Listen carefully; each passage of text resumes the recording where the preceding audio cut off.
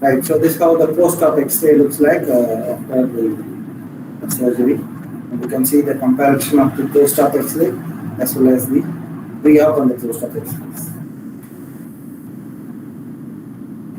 Right, so far what we have done or what we have observed is not our part of physios, but as a physiotherapist you are supposed to understand, you have to have to ask idea on what the surgery occurs, what happens here in the total hip replacement, basically behind the screens, right?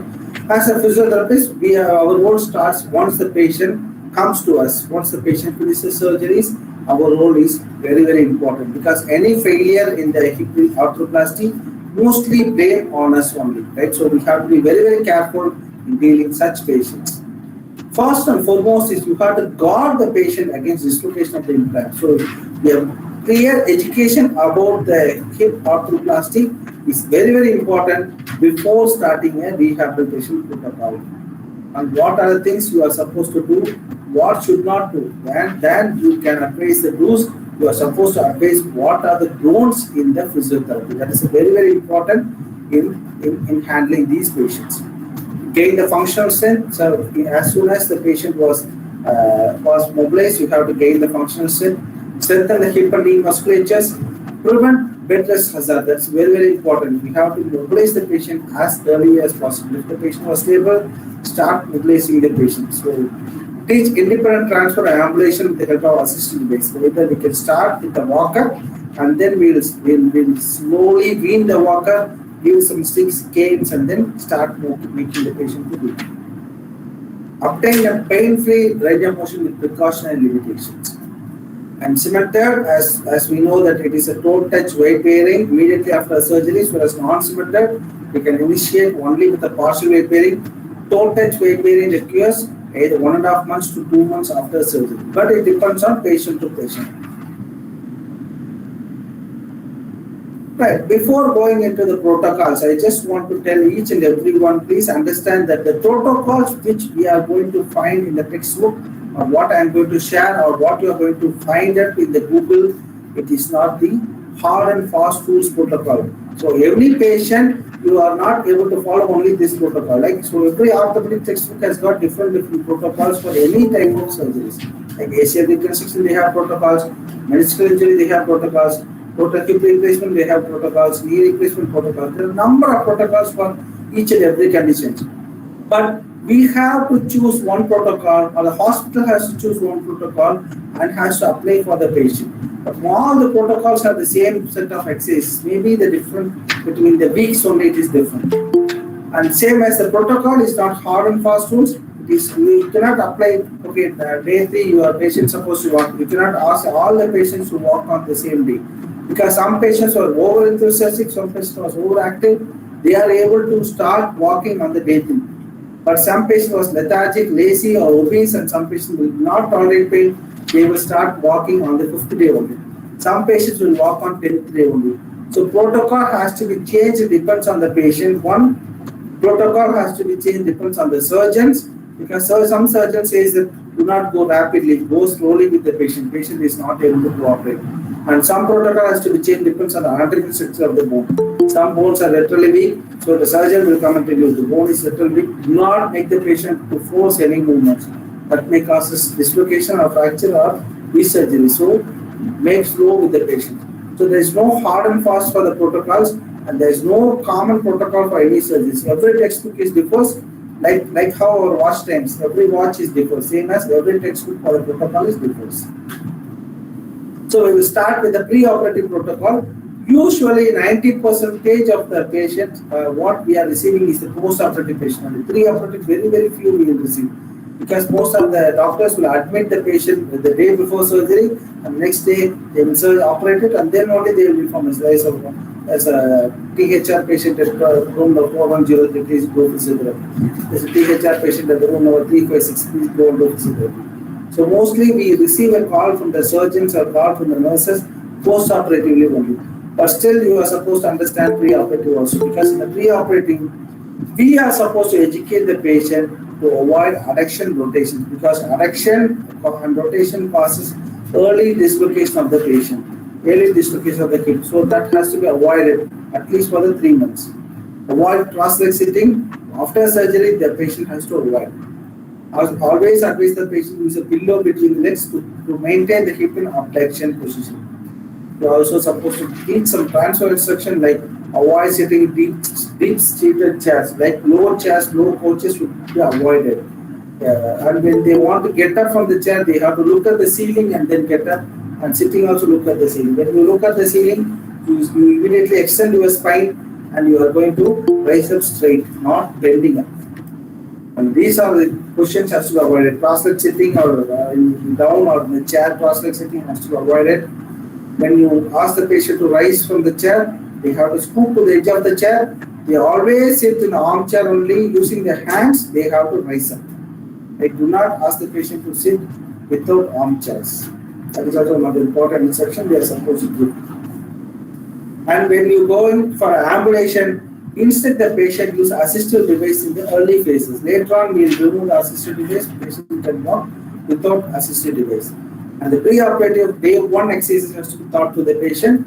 And the important is psychological preparation of the patient has to understand they are going for a major surgery.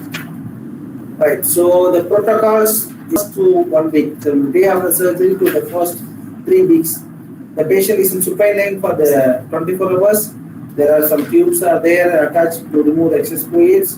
Bring the patient to semi-recumbent position. The lower limb is held in abduction position either with the help of a Chinese wedge or a derotation boot. We can also keep some pillows between the patient or this wedge which prevents adduction movement. Derotation boot also prevents excessive rotations as well as it prevents abduction of the patient.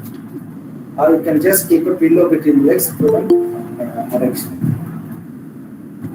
The first week, the chest physiotherapy has to be started like deep breathing exercises. Why deep breathing exercises? Soon after surgery, patient may have got some chest secretions. To remove it or to remove the secretion, you have to advise the patient to do deep breathing exercises, especially diaphragmatic breathing exercises are excellently work in these patients.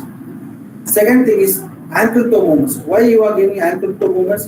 Because ankle toe movements prevents DVT. Like vascular complications are prevented in vigorous ankle toe movements. So that has to be done. Isometric exercises to the quadriceps, isometric exercise to the gluteus, isometric exercise to the hamstrings has to be done to prevent muscle wasting, especially in elders when they are bed rest for more than a week or 10 days.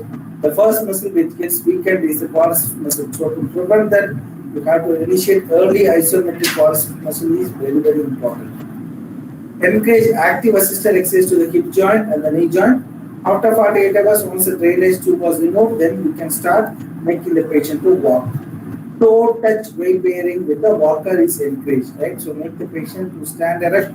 First, bring the patient from lying to sitting. Check for the blood pressure. Ask the patient clearly whether they have giddiness or not. Sometimes postural hypotension is very common in elders, diabetic or hypertensive patients. Postural hypotension is very, very common. So we have to check the patients before making the patient to stand. So first, initially make the patient sit and then check for the blood pressure and ask the patient whether they have any complaints like giddiness and all. Then make the patient to stand, ask the same question, check for the blood pressure, ask the patient whether they have any giddiness or not. So the patient usually have postural hypotension, so that has to be avoided. Once the patient was comfortable, then you can make the patient to walk. Initially, walking inside the room is preferred, right? Like moving to the toilet and coming back is the preferred for at least 2-3 days. Once the patient was confident enough to do, then we will ask the patient to walk on the corridor. If hip flexion or abduction exercises has to be given in walk itself, in the standing frame itself. Then the patient can stand in the walker, and we can also advise the patient to do a pendular movements of hip flexion as well as abduction exercises. Make the patient lie, you can do short arm quadriceps or hamstring curls also you can do in the standing positions. Many squats can be advised, but if the patient was not able to do not try with the patients.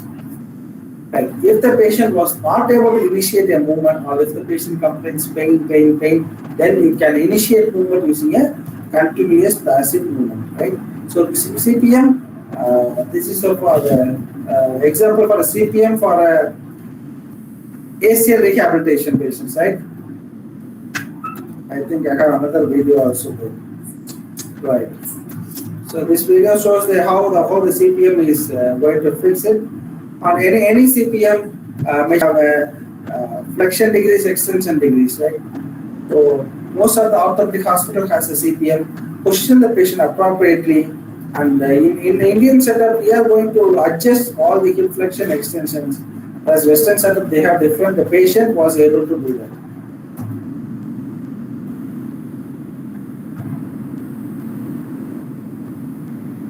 It's a tie strap. They are attaching to the tie to stabilize the tie. Indian machine is for a different. We have different tie straps are there.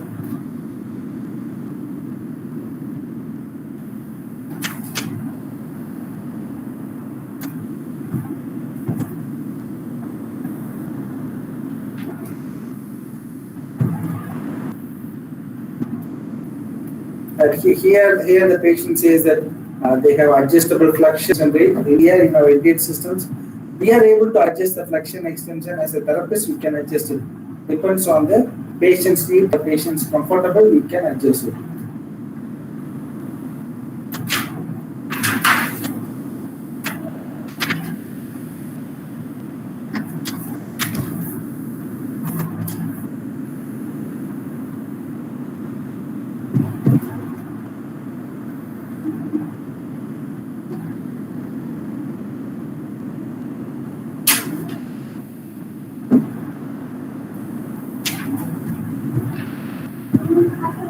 Right, there are speed also can be adjustable, but don't see it is a rapid speed is there. It's just slow and steady speed only is there.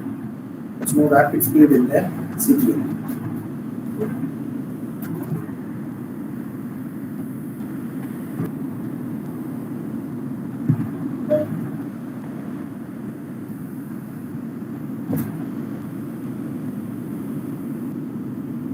Right. Usually CPM is given in the early phase of the rehabilitation. Day 1, day 2, day 3, we can give the CPM. Once the patient was comfortable, then we once the patient was comfortable, then you can start making active exercises, because CPM gain range of motion doesn't make you range of motion of the normal time, because active movements only. Gaining movements are comfortable, it remains stable, whereas the CPM movements are not stable. If you get CPM movement of 60 degrees, after removing the CPM, when you ask the patient to bend the hip, bend the knee, the patient was able to do 20 or 30 degrees only. But CPM, the